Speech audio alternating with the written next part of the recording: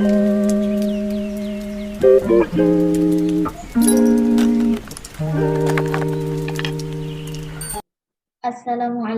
warahmatullahi wabarakatuh. Alhamdulillahirabbil alamin wa bihi nasta'in wa ala umuri dunya waddin wa ala alihi wa sahbihi rasulillahi ajma'in. Baiklah, pada hari ini saya akan menjelaskan materi mengenai biologi konservasi. Ya, sebelumnya perkenalkan, nama saya Nurjana dengan NIM 1910204087 dari kelas 5B Tadris Biologi dengan dosen pengampu Bapak Hendra Lardima, SSI MPD. Baiklah, langsung saja kita masuk ke pokok pembahasan, yakni yang pertama mengenai konservasi dan mengenai pengelolaan biodiversitas atau keanekaragaman hayati. Oke, yang pertama ini kita akan menjelaskan mengenai pengertian tentang konservasi. Ya, apa itu sih konservasi? Nah, yang kedua, kita akan menjelaskan mengenai tata pengelolaan biodiversitas atau keanekaragaman hayati. Oke, langsung saja kita masuk ke materi yang pertama, yakni mengenai konservasi. Apa sih itu konservasi? Nah, apa sih pengertian dari konservasi tersebut? Oke, langsung saja. Jadi konservasi ini berasal dari bahasa Inggris, yakni conservation, yang artinya pelestarian atau perlindungan. Jadi konservasi adalah segenap proses pengelolaan suatu tempat agar makna kultural yang dikandungnya terpelihara dengan baik.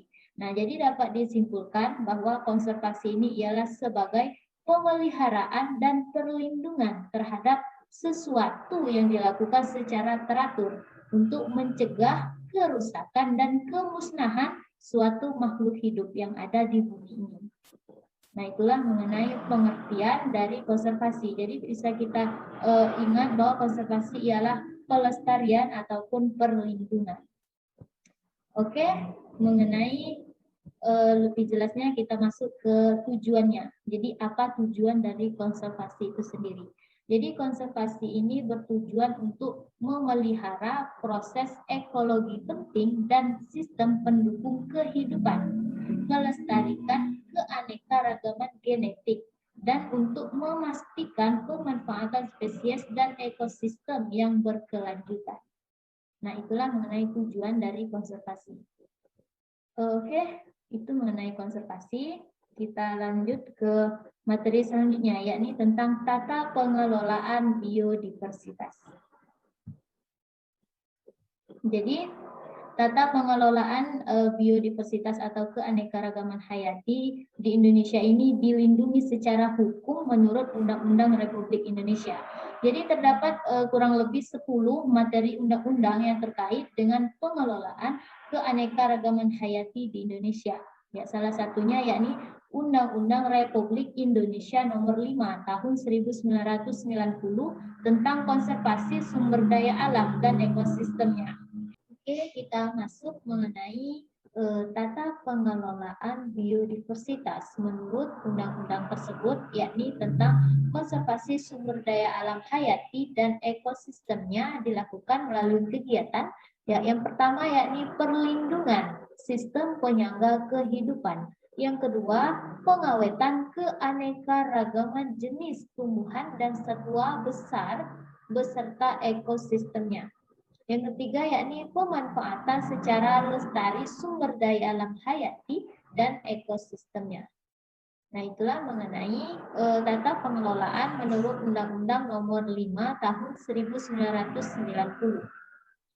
Oke, kita masih menjelaskan mengenai tata pengelolaan biodiversitas. Ya, selanjutnya mengenai Undang-Undang Republik Indonesia Nomor 32 Tahun 2009 tentang perlindungan dan pengelolaan lingkungan hidup. Nah, jadi adapun tata perlindungan dan pengelolaan lingkungan hidup, yakni meliputi yang pertama perencanaan dari perlindungan dan pengelolaan lingkungan hidup tersebut. Yang kedua yakni pemanfaatannya, dan yang ketiga ialah pengendalian, yang keempat adalah pemeliharaannya, yang kelima ialah pengawasan serta penegakan hukum. Nah, jadi pengendalian pencemaran ataupun kerusakan lingkungan hidup ini meliputi yang pertama ialah pencegahan, yang kedua penanggulangan dan pemulihan. Nah, itulah tata pengelolaan menurut Undang-Undang Nomor 32 Tahun 2009. Ya, selanjutnya mengenai Undang-Undang Republik Indonesia Nomor 12 Tahun 1992 tentang Sistem Budidaya Tanaman.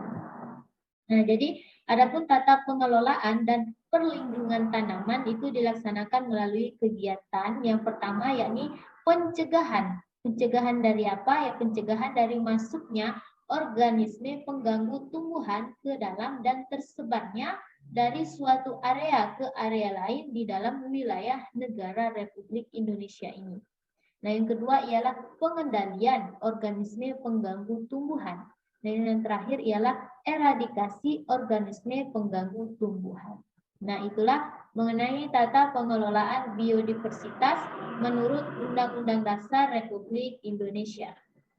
Nah, oke, mungkin itu saja materi yang saya jelaskan pada hari ini mengenai konservasi dan pengelolaan biodiversitas atau keanekaragaman hayati. Oke, terima kasih. Semoga bermanfaat bagi kita semua. Lebih dan kurangnya saya mohon maaf. Wabillahi taufiq wal hidayah. Wassalamualaikum warahmatullahi wabarakatuh.